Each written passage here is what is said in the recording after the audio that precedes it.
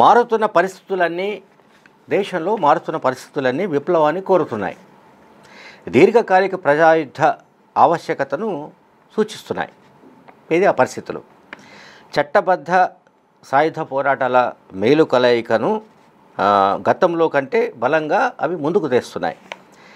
రాజ్యం ఎంత బలంగా మారినా, బలమైన శక్తిగా మారినా సాయుధ పోరాటాల్లో ప్రజల్ని మరింత క్రియాశీలం చేయవలసి ఉంది. పోరాట మార్గాన్ని వదిలేస్తే ప్రజలను వంచినట్లే, ద్రోహం చేసినట్లే. 3 తరాలుగా లక్షలాది మంది భాగస్వామ్యంతో, వేలాది మంది బలిదానాలతో సాగుతున్న విప్లవోద్యమాన్ని ప్రభుత్వం నిర్మూలించడం సాధ్యం కాదు. భౌతికంగా ఒక నిర్మాణం ఎంత దెబ్బతిన్నప్పటికీ ఇంతకాలం అనుసరించిన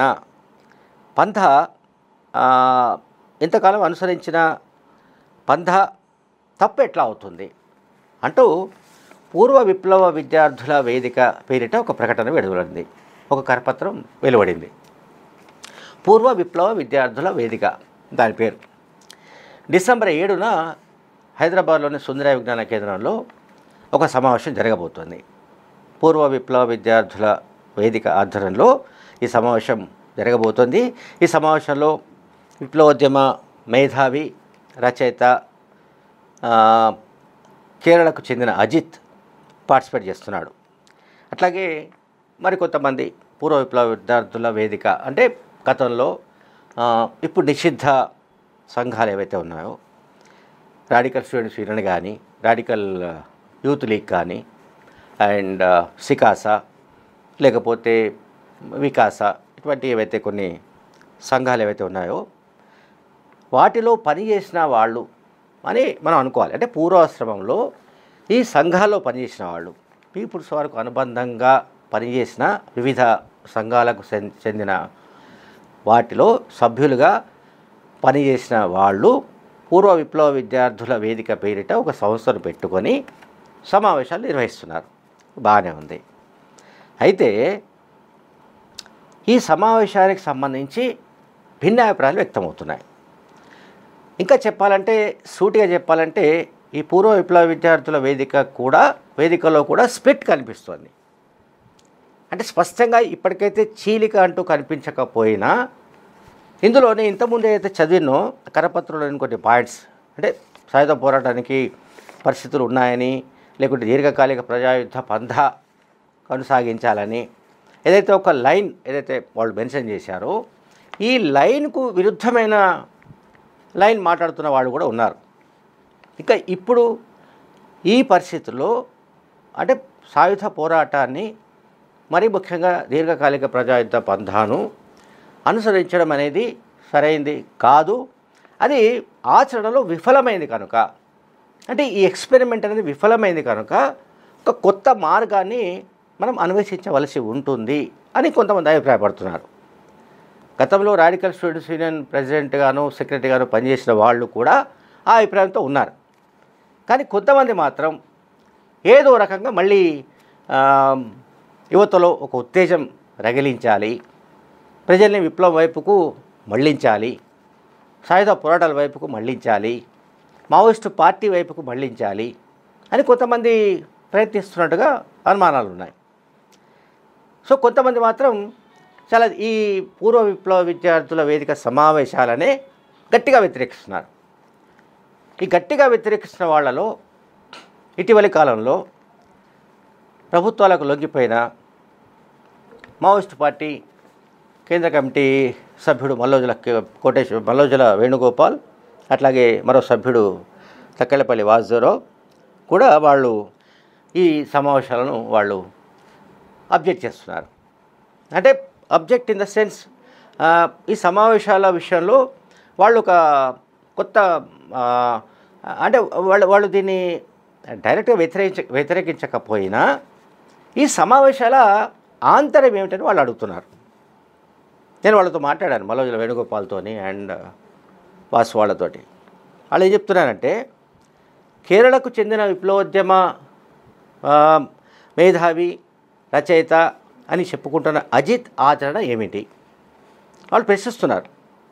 పార్టీలో మేము 30-40 ఏళ్ళుగా పనిచేశాం, అనేక త్యాగాలు చేశాం. అనేక పోరాటాల్లో, దాంట్లో అనేక కార్యక్రమాల్లో మేము పాల్గొన్నాం.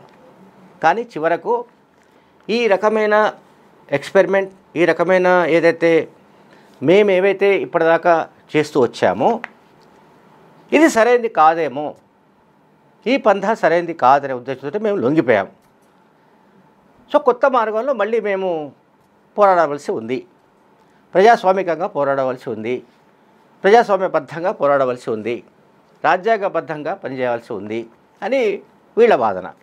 మల్లోజుల వేణుగోపాల్, తక్కెళ్ళపల్లి వాసుదేవరావు వాదన.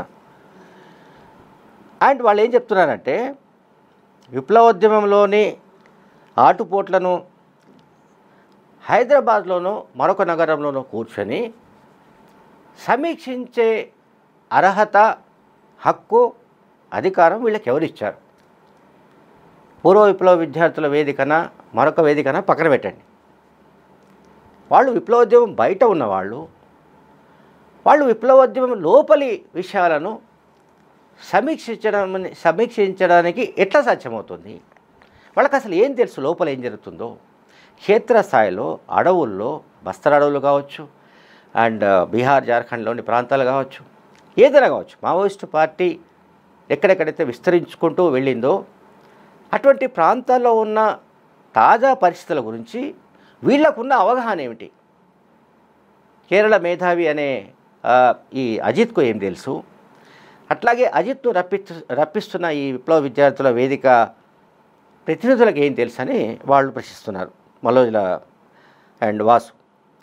అట్లాగే గడిచిన 4 దశాబ్దాలుగా జరుగుతున్న ఈ పోరాటంలో అసలు జరిగిన లోపాలేంటి? పార్టీ పరంగా, పార్టీ పంథాలో లోపాలేంటి? వాటిని ఎట్లా సరిదిద్దాలి? అట్లాగే కరెక్షన్ అంటాం, అంటే దిద్దుబాటుకు సంబంధించి చర్యలేవి లేకుండా కేవలం హైదరాబాద్ లాంటి సిటీస్లో సమావేశాలు నిర్వహించి ఇంకేదో ఉపన్యాసాలు ఇచ్చి లోపల ఎవరైతే ప్రాణాలుంటి పోరాడుతున్నారో, ప్రజల కోసం ఎవరైతే తమ ప్రాణాలను తృణప్రాయంగా అర్పిస్తున్నారో వాళ్లకు సలహాలు, సూచనలు చేసే అధికారం వీళ్ళకి ఎవరిచ్చారు? ఈ పూర్వ విప్లవ విద్యార్థుల వేదికకు ఎవరిచ్చారు? కనుక అసలు మీరు ఎవరికి అనుకూలం? విప్లవోద్యమానికా లేకుంటే దేనికి అనుకూలం? మీ ఆచరణ ఏమిటి? దీర్ఘకాలిక ప్రజాయుద్ధ పంథా వల్ల భారీ మూల్యం చెల్లించుకోవాల్సి వచ్చింది కనుక ఇక సాయుధ పోరాటాన్ని విరమించుకోవాల్సిందే అని మేము కంక్లూజన్కి వచ్చాము అని లొంగిపోయిన వాళ్ళు చెప్తున్నారు. లొంగిపోయిన మావోయిస్టు నాయకులు చెప్తున్నది ఏమిటంటే ఈ పంథా సరైనది కాదని మేము ఆచరణలో తెలుసుకున్నాం కనుక మేము సరెండర్ అయ్యాం, ప్రభుత్వానికి సరెండర్ అయ్యాం, పోలీసులకు సరెండర్ అయ్యాం. సో మీరు హైదరాబాద్ వంటి ప్రాంతాల్లో, నగరాల్లో ఇటువంటి సమావేశాలు పెట్టి మీరు ఏం సాధించదలుచుకున్నారు? అసలు మీ ఆచరణ ఏమిటి? మీరు విప్లవోద్యమానికి ఏ రకంగా మీరు దోహదపడ్డారు ఇంతకాలం పాటు? ఇప్పుడు మీకు అసలు ఎవరు అధికారం ఇచ్చారు? పార్టీలో జరుగుతున్న విషయాల గురించి, పార్టీలోని అంతర్గత వ్యవహారాల గురించి సమీక్షించే అధికారం మీకెవరు ఇచ్చారు? లేకుంటే వాటి గురించి ఏమంటాం సైద్ధాంతికంగా చర్చించే అధికారం మీకెవరిచ్చారు? మీ వైపు నుంచి కూడా ఆచరణ అంటూ ఉంటే, అది విప్లవోద్యమ ఆచరణ అయి ఉంటే దాన్ని మేము కూడా స్వాగతిస్తాం. అట్లాగే ఇప్పుడు మావోయిస్టు పార్టీ ఏ లైన్ తీసుకోవాలనే దానికి సంబంధించిన అసలు ఏమైనా మీ దగ్గర ఫార్ములా ఉందా? అటువంటి ఫార్ములా లేకుండా, దిద్దుబాటు చర్యలకు సంబంధించిన సూచనలు లేకుండా కేవలం మాకేదో పార్టీ లోపటి వ్యక్తులకు, దళాల్లో ఉన్న వాళ్లకు, సాయుధులకు మీరిచ్చే సలహాలు ఏమిటి, మీరిచ్చే సూచనలు ఏమిటి, మీ సూచనలను సలహాలను మేమెందుకు పాటించాలంటూ వాళ్ళు కొంతమంది విరుచుకుపడుతున్నారు.